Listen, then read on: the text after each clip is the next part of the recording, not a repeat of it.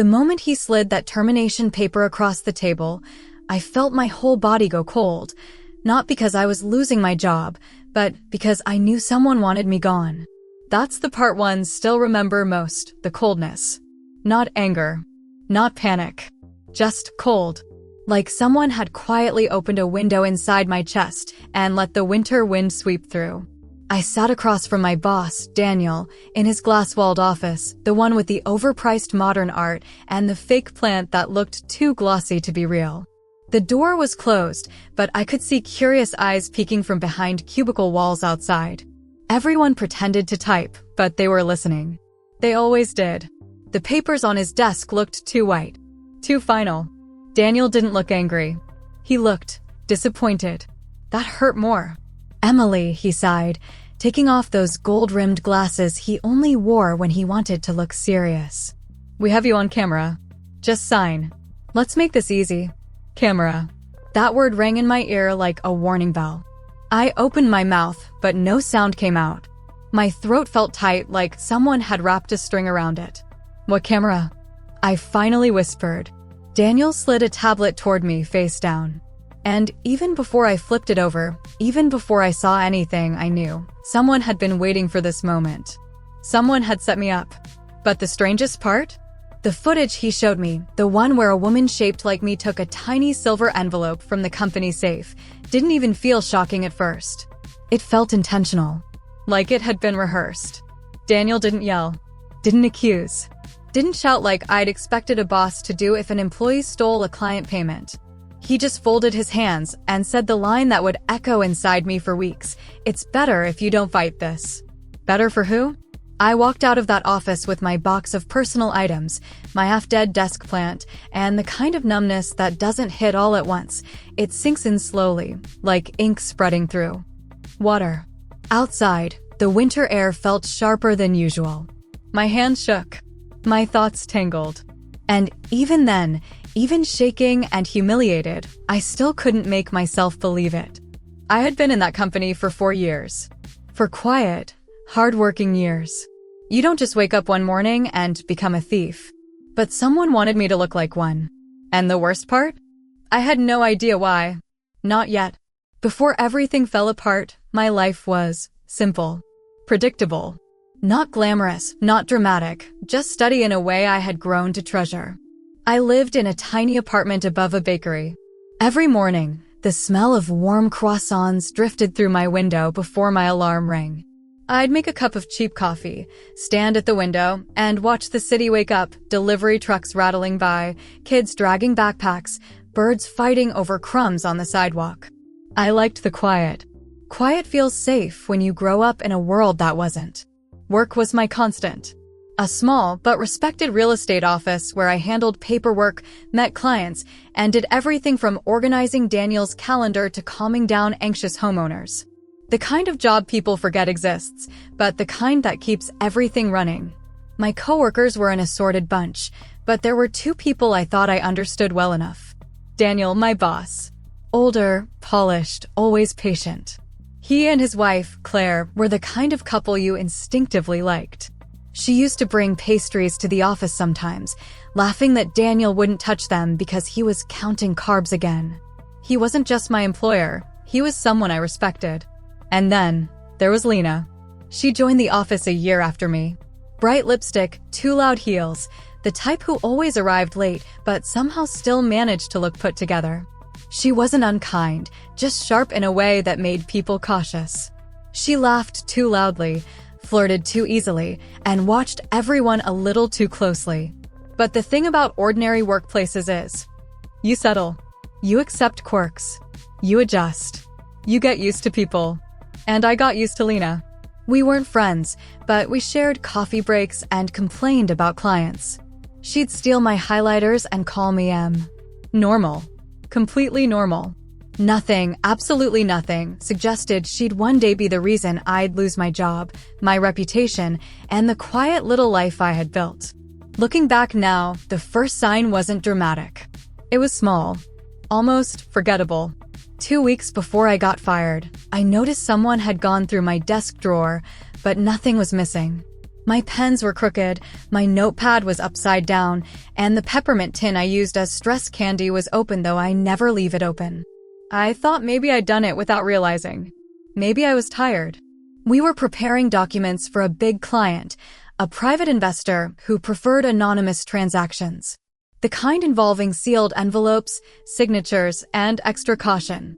I stayed late organizing everything. Lena stayed late too. That part didn't feel strange. What felt strange was how she kept asking, "Are you sure you don't want help, Em? Don't burn yourself out. You'd be surprised how many mistakes happen when people stay late." She said that last line with a smile that didn't reach her eyes. But I ignored it. Because that's what people like me do. We give too much benefit of the doubt. Then a few days later, Daniel misplaced a set of master keys. He looked frantic, more than I'd ever seen him. I helped him search the office. Lena pretended to help. But I remember one thing clearly. When Daniel walked away, she leaned close to me and whispered, "Careful, Em. People notice things. Especially when things start going missing." It felt like a warning. Or a threat. But I brushed it off. Because why would she warn me? Why would she threaten me? We were just coworkers. Coworkers don't sabotage each other. Not in real life. Right? The day before everything burned down, I overheard something in the hallway. Lena's voice, low and irritated, whispering harshly into her phone. "No, listen to me. She's too close. If this blows up, it's on you, not me." I froze. But the moment she saw me, she smiled like nothing had happened. "Em, you look tired." The way she said it made my skin prickle. But still, I didn't see the cliff I was standing on. Not until I fell. If I had known that the next morning would be the day everything shattered, I might have held on to that last hour of sleep a little longer. I might have let myself breathe. I might have reminded myself that not every strange moment is a sign, that sometimes a peppermint tin left open is just a peppermint tin. But life rarely gives you warnings that make sense in the moment. I arrived at the office with my usual routine, a warm paper cup of bakery coffee, a quiet nod to the security guard, a soft hum under my breath. The winter air had left my cheeks pink, and all I wanted was to slip into my little corner desk and start the day. The first strange thing was the silence. Not the normal morning calm, but something heavier. Something watchful. People paused when I walked by. Whispered. Looked away too quickly. I tried to shake it off, but with every step toward my desk, the unease grew heavier, like my feet were sinking into thick mud. I found Daniel standing by the copier, arms folded, jaw tight. Next to him stood Lena, her hand resting lightly, too lightly, on his arm.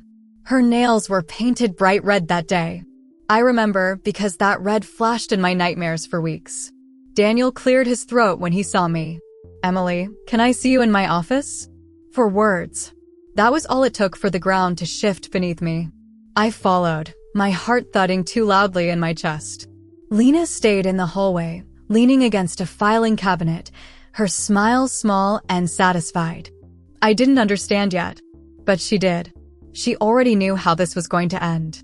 Inside the office, Daniel closed the door behind me. He looked older than usual, tired, worn, wrapped in a kind of reluctance that made my stomach twist. "Emily, this is difficult," he began. My hands felt cold. "We've discovered a serious breach. Money missing from the investor envelope." My eyes snapped up. "What?" "Daniel, I haven't, please." He lifted a hand. "Just let me finish." He reached into the drawer, pulled out a sleek silver tablet, and tapped the screen. A video loaded. There was the office, the safe, the sealed envelope, and then me. Or someone who moved like me. Same height, same hair shape, same coat. The figure glanced around before slipping the envelope inside a bag. The angle wasn't great, grainy, low light, the kind of camera that catches shapes more than people. But the implication was enough. My breath hitched. That wasn't me. I knew where I was at that moment, printing documents for a property closing in a completely different part of the office. But the camera didn't know that. And Daniel, he wasn't looking at the footage. He was looking at me. "Emily," he said quietly. The envelope held a cashier's check. A large one. You know I can't ignore this. I felt something sting behind my eyes. Daniel, I would never, he sighed, rubbing his forehead. Don't make this harder. The board insisted we handle it immediately. Sign the termination. We won't press charges, if you agree to leave quietly. Quietly. That word tasted bitter. Look at me, I whispered. He didn't. Look at me, Daniel. Slowly, reluctantly, he raised his head. Do you honestly believe I'm capable of this? The silence that followed was the longest I'd ever endured. Finally, he whispered, I don't know what to believe anymore. Something inside me cracked. And that was it. No investigation. No questioning. No listening. Just paperwork, disbelief, and a single video that didn't even show a face. I signed nothing. I walked out trembling, humiliated, but not broken. Not yet. But as I packed my things, I felt a pair of eyes burning into my back. I turned. Lena. Smiling. Not sweetly. Not kindly. But triumphantly. She mouthed a single word. Bye. And that was when the first spark of anger lit inside me, small, fragile, but alive. I walked out of that office into the freezing wind, my life collapsing behind me like a building losing its foundation. But even then, I still didn't know the whole truth. Not until she showed up. Not until the last person I expected knocked on my door. It was evening when I heard the knock, gentle, unhurried, almost polite. I wasn't expecting anyone. My phone had been buzzing all day with coworkers' messages I didn't want to read. I opened the door and froze. Daniel's wife, Claire, stood there. Her cheeks flushed from the cold, her hair tucked under a wool scarf, holding a small leather purse with both hands the way someone holds something fragile. Emily, she breathed. May I come in? I stepped aside wordlessly. The smell of winter and perfume followed her into my apartment, lavender and something citrusy. Comforting scents. Familiar ones. She sat on my sofa, smoothing her skirt nervously.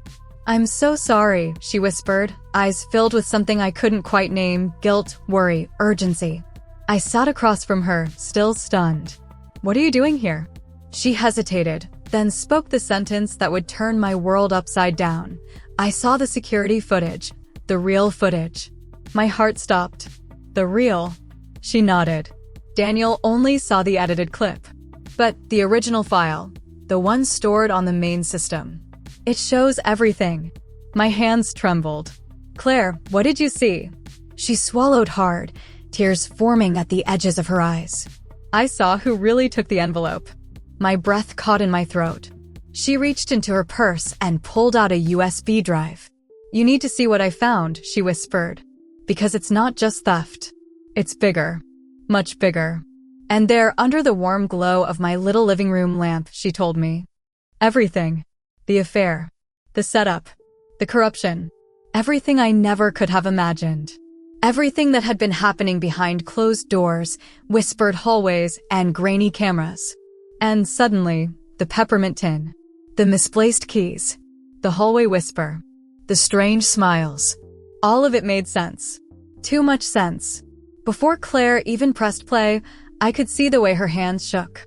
Not dramatically, just a soft tremor, the kind that happens when someone has held a secret too long and finally decides to let it go.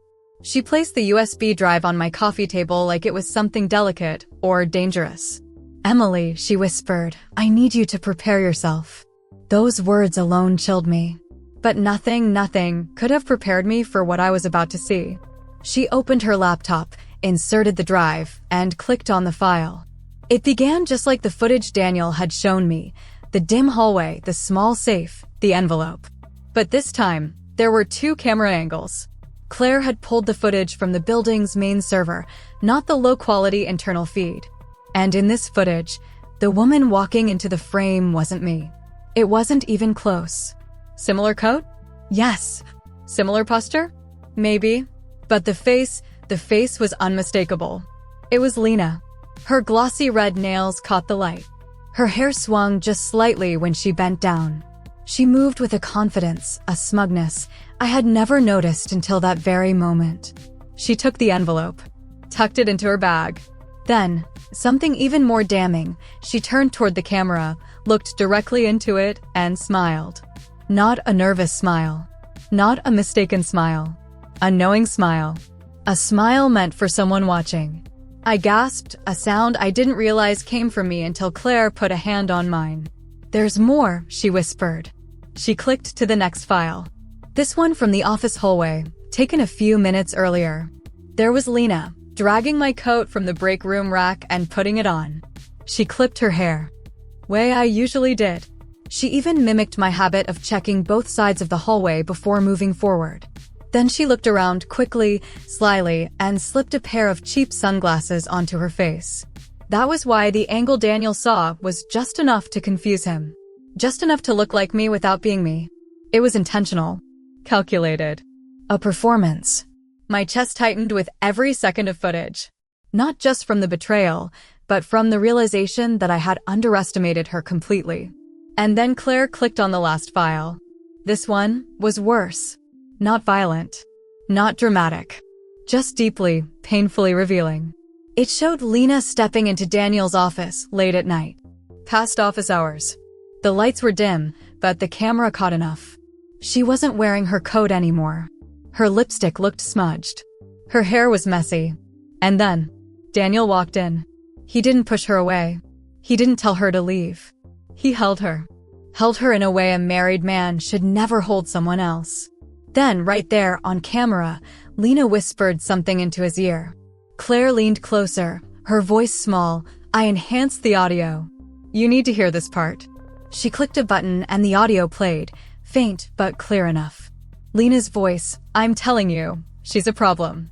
And she's your weakness. You trust her too much." Daniel's voice, "Emily? She's harmless." Lena, exactly. Harmless people ruin things because no one sees them coming. "Let me handle it." Daniel, "Lena, don't do anything stupid." Her laugh, soft, cold, filled my living room. "Stupid? Please. I know how to make someone disappear without making a scene." I felt my breath leave my body. I wanted to stand, move, scream, something, but I couldn't. My body felt rooted to the sofa, my heart beating painfully against my ribs. Claire paused the video. For a long moment, she said nothing. Neither did I. The silence between us felt thick, like we were both sinking into it. Finally, she spoke. "I found this yesterday. Daniel doesn't know I accessed the server. He doesn't know I know anything about this." Her voice cracked on the last word. She looked tired.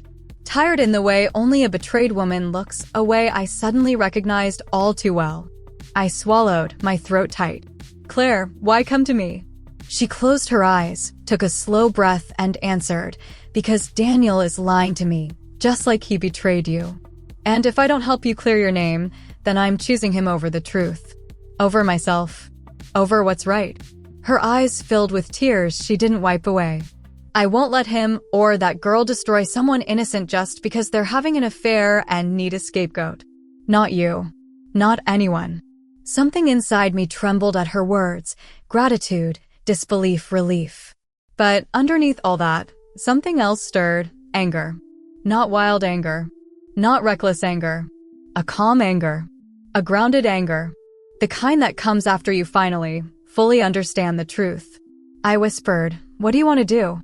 Claire looked at me with a steadiness that surprised me. "I want the truth to come out," she said. "For you. For me.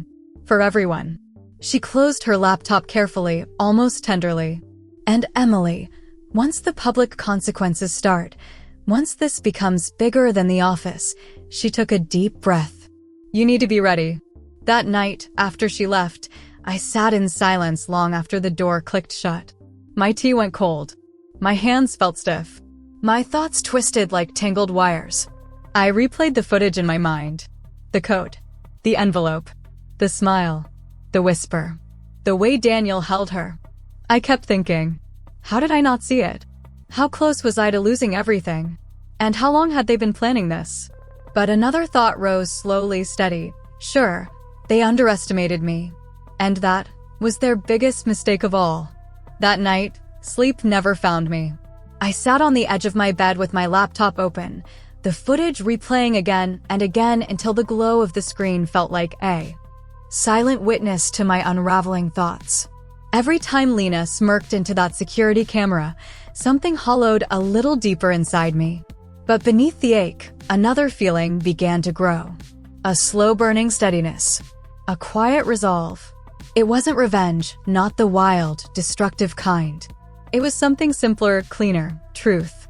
I wanted the truth. Out loud. Unavoidable. Inescapable. By sunrise, I knew exactly what I needed to do. I made myself a strong cup of bitter coffee, sat at my desk, and began organizing everything Claire had given me.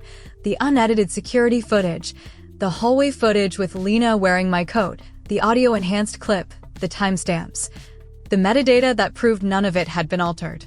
I didn't rush. I didn't pace or cry or break down. I worked calmly, methodically, the way I used to prepare client files for Daniel. Except this time, the stakes were far higher than a property sale. This wasn't paperwork. This was my life. By mid-morning, I had everything in a neatly labeled folder. Then I called someone I rarely ever needed in life, a lawyer. Her name was Marlene, a woman I'd met once through a friend at a neighborhood barbecue.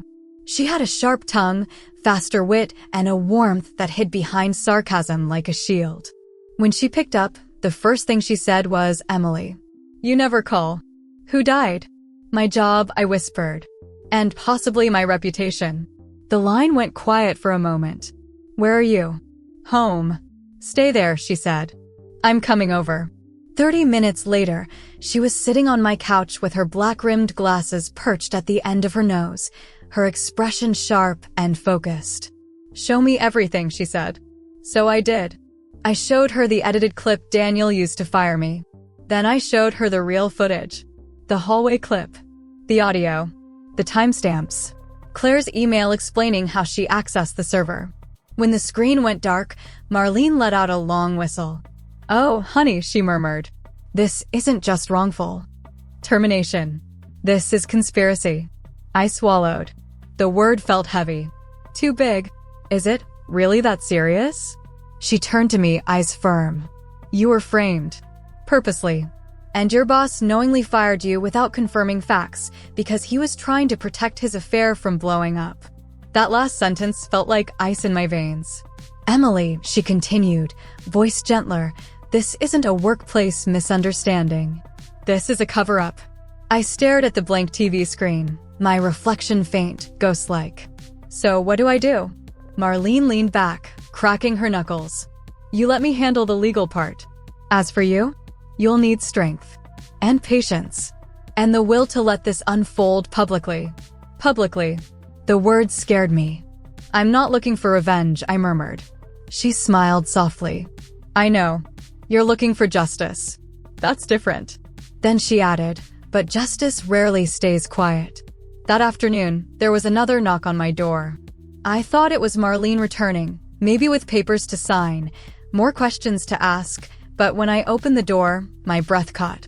It was Daniel. He looked exhausted. Dark circles under his eyes, tie loosened, coat forgotten somewhere.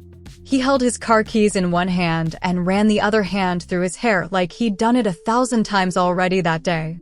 "Emily," he said, voice cracking slightly. "I need to talk to you." I didn't move aside. "Why?"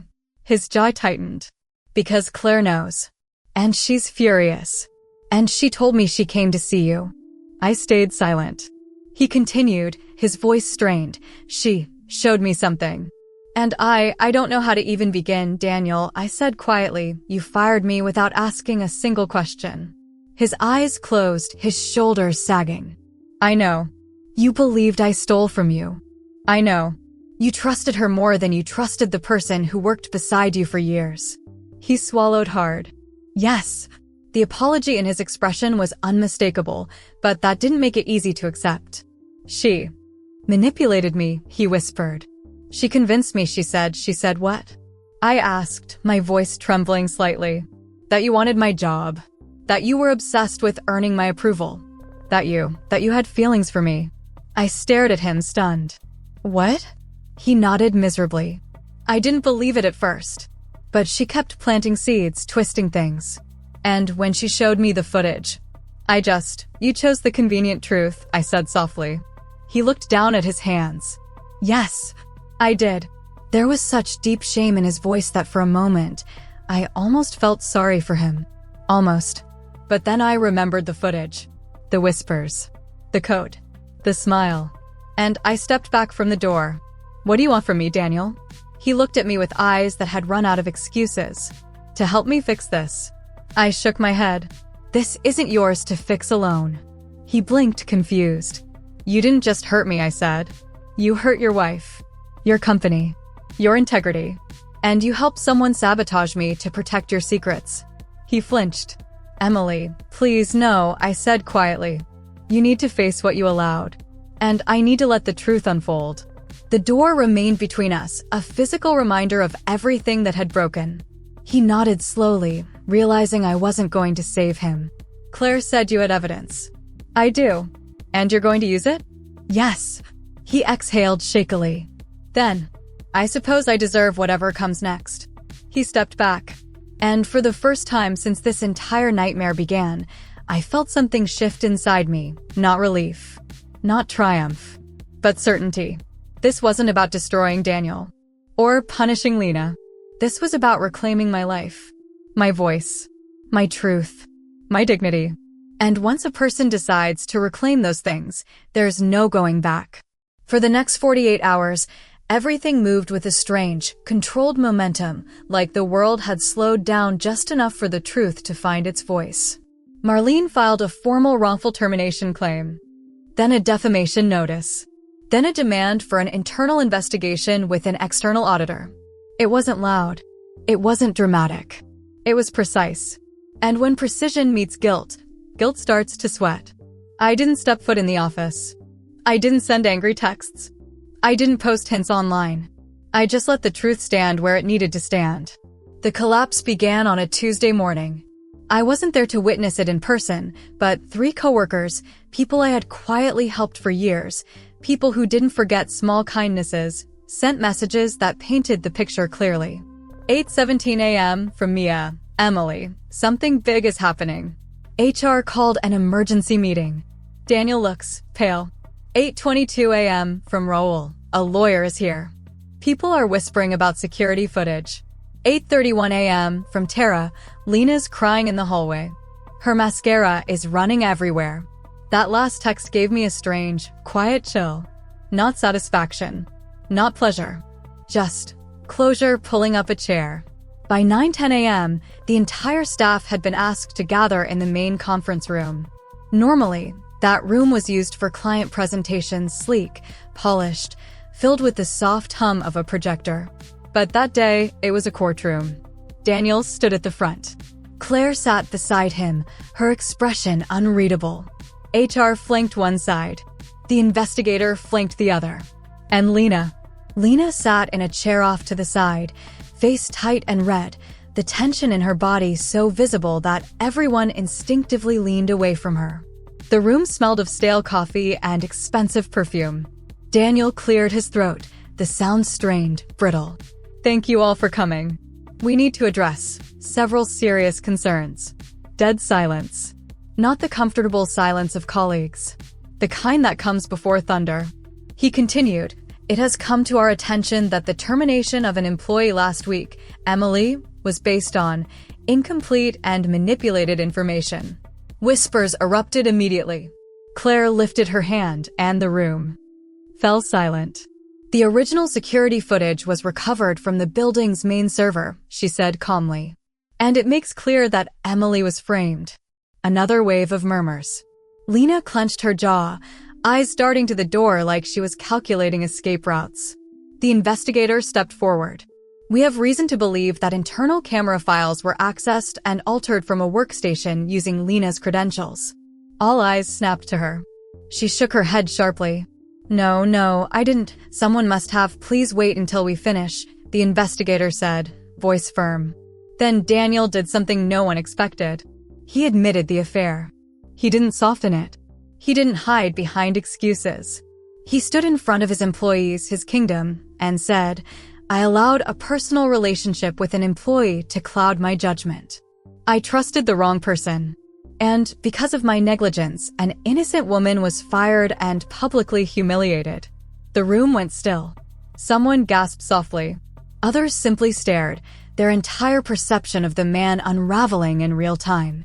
He continued, "I will be stepping down as CEO effective immediately. An interim director will take over while an external audit is completed." A murmur rose, shock, disbelief, the sound of a workplace losing its balance. Then the investigator turned back to the group. "Lena will be placed on administrative leave during the investigation. We have enough evidence to pursue criminal charges." Lena stood abruptly, her chair screeching across the floor. "You can't do this to me," she hissed. You told me you'd protect me. You said," her eyes snapped to Daniel. "You said she was dangerous." The room froze. "Dangerous? Me?" Daniel looked horrified. "I never, Lena, stop," but she was unraveling too fast.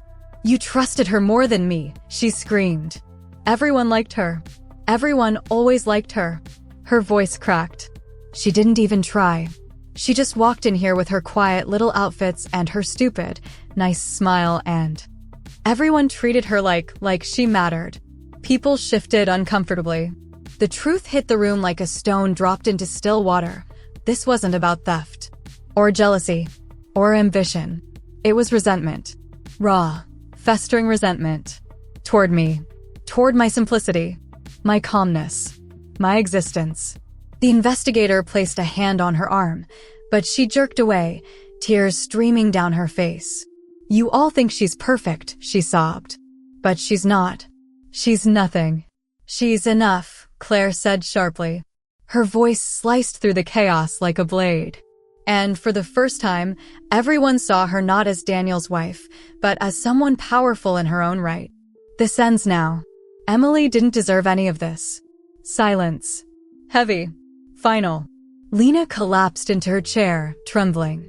And just like that, the truth was no longer hidden. It was out. It was public. It was undeniable. At 11:47 a.m., my phone buzzed. "Unknown number, Emily? This is the investigator. We'd like you to come in this afternoon. You are now officially cleared of all allegations." A few seconds later, another text from Mia. "Everyone's talking about how strong you are. People are ashamed they didn't defend you sooner." Then another, from Tara. "Emily, you deserve better than this place. Just know we're rooting for you." And then one more, unexpected, hesitant, from Daniel. "I'm sorry. Truly. I don't expect forgiveness. I only hope you rebuild your life far away from the damage I caused." I sat with those messages for a long time. Not smiling. Not crying. Just breathing. For the first time in weeks, breathing felt possible again. This wasn't triumph. It wasn't revenge. It was justice. And justice has its own quiet kind of power. That evening, when the chaos of the day finally settled into something still and breathable, I found myself sitting on my balcony. The winter air was crisp, but not sharp. Not biting. Just cool enough to remind me I was alive. Below me, the bakery closed up for the night. The last employee dragged down the metal shutter, humming some old Bengali song I couldn't place. The city lights flickered against the pavement like they were winking at me, quietly reassuring, "You made it through." And for the first time since this nightmare began, I let myself feel it. Relief. Quiet. Soft. Earned.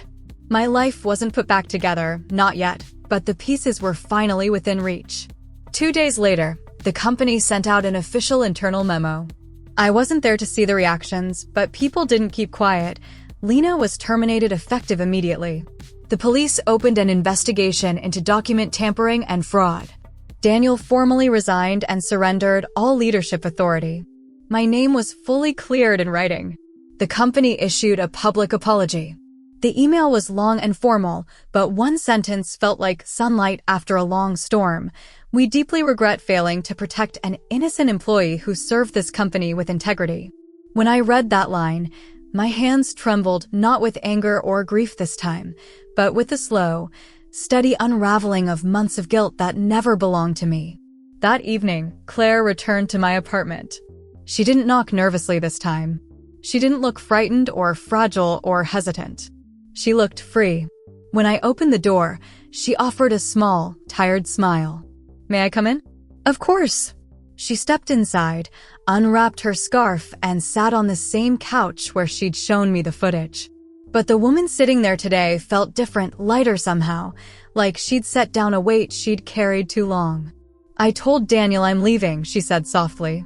I felt a pang in my chest, not quite sorrow, not quite shock, just the quiet ache of witnessing someone else at the edge of their own rebuilding. She continued, "I spent years defending him, covering small lies, forgiving the ones that felt too heavy to confront, pretending things didn't hurt as much as they did." Her voice trembled. "And I realized something these past few days. I lost myself long before you ever stepped into this mess." She looked up at me, eyes clear. "But watching you stand up for the truth reminded me that I can stand up too." I swallowed. "Claire, I never wanted to be the reason your marriage," she shook her head gently. "You weren't. He was. And I was, by staying silent." For a moment, we sat in shared quiet, two women whose lives had been twisted by lies, now finding strength in honesty. Then she reached into her purse again, this time pulling out a small envelope. "This is for you," she said. Inside was a handwritten note with her elegant, looping script. "Thank you for showing me what courage looks like." And underneath it, a check. A personal check. Large enough that my breath hitched. "Claire, I can't, you can," she said firmly. "That's not from the company. That's from me. For the emotional damage he caused you. For firing you unfairly. For dragging your name through dirt you never touched. Take it, please." My eyes stung. Not because of the money, but because of the sincerity behind it. I nodded slowly, tears gathering. "Thank you," I whispered. She reached out, squeezed my hand, and gave me a gentle, knowing smile. "Healing isn't always loud, Emily. Sometimes it begins with one quiet choice." Then she stood, wrapped her scarf again, and left. And I realized as the door clicked shut, sometimes life breaks in ways you never expect, so it can hand you the pieces you actually need. The next few weeks were strange, soft, suspended, almost peaceful. I received job offers from two companies who had heard about the ordeal through whispers and industry chatter. Both told me they admired how I handled it. I didn't accept immediately. For once in my life, I didn't rush to fill the silence. I rested. I walked. I cooked simple meals. I let myself laugh when old friends came over. I learned how to sit with myself without fear. I even started journaling, something I hadn't done since childhood. One entry, written in the quiet of early morning, said, "Some betrayals feel like endings, but sometimes they are beginnings disguised as heartbreak." Slowly, gently, my life began stitching itself back together. Not the same, never the same, but stronger. A month later, Daniel's letter arrived, mailed, handwritten. The envelope creased like he'd opened it and closed it many times before sending. Inside was a simple note, "Emily, I failed you. I failed Claire. I failed myself. There are no excuses. Only regret and the hope that someday you'll remember me for who I tried to be, not the man I became. I'm sorry." I folded it carefully and put it in a drawer, not out of forgiveness, but out of closure. Some mistakes stay with people forever. Some consequences follow you long after apologies. And some truths reshape you. Eventually, I accepted a job with a small but reputable real estate firm known for its integrity. The office was warm, the people kind, the environment quieter, exactly what my heart needed. On my first day, the manager smiled and said, "We're glad to have someone with your strength." I didn't feel strong. Not yet. But maybe strength isn't something loud or visible. Maybe it's something you grow into quietly, the way a bruise fades from purple to yellow to nothing at all. And I healed. Slowly. Quietly. Honestly. Not by forgetting what happened, but by understanding that it wasn't my failure. It was someone else's fear. Someone else's insecurity. Someone else's manipulation. I didn't heal through revenge. Or rage. Or cruelty. I healed by choosing myself. And that choice changed everything. Some nights now, when the world settles and my apartment sinks into that gentle evening quiet I've grown to cherish, I sit by the window with a cup of warm tea and think about everything that happened. Not with anger, not with bitterness, but with a kind of soft wisdom that only comes after surviving something you didn't think you could. I think about the moment Daniel slid that termination paper across the table, how cold I felt, how small.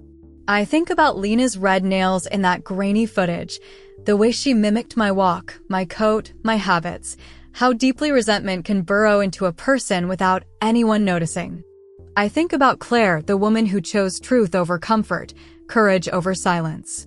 How she walked into my apartment carrying evidence that could have shattered her world. And how she chose to rebuild instead of break. But most of all, I think about myself. The girl who doubted her own sanity. Who questioned her worth. Who stood in the cold with a cardboard box, believing everything she'd worked for had vanished.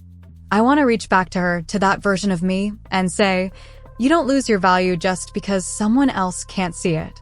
Betrayal doesn't define us. Pain doesn't diminish us. False accusations don't cling to us forever, not when we stand in truth. And healing doesn't always come with fireworks or applause. Sometimes it comes quietly, in the soft warmth of a new morning. In a job offer from someone who believes in you. In the steady breath you take after a long storm. In forgiving yourself for ever doubting your own goodness. So if you've ever been underestimated, if someone has ever lied about you, if you've ever felt small because someone else needed you to be, please hear me. You are not weak. You are not forgettable. You are not what they said you were. Sometimes the truth takes the long way around, but it always arrives. Always. And now, as I close this chapter and continue living the quiet, steady life I've rebuilt, I find myself wondering about you. If it were you, if someone tried to destroy your reputation, your job, your peace, would you fight quietly like I did, or would you take a different path? Tell me in the comments, sweetheart. And if my story touched your heart even a little, make sure you subscribe so you never miss the next one. Until then, take care of yourself. You deserve that much.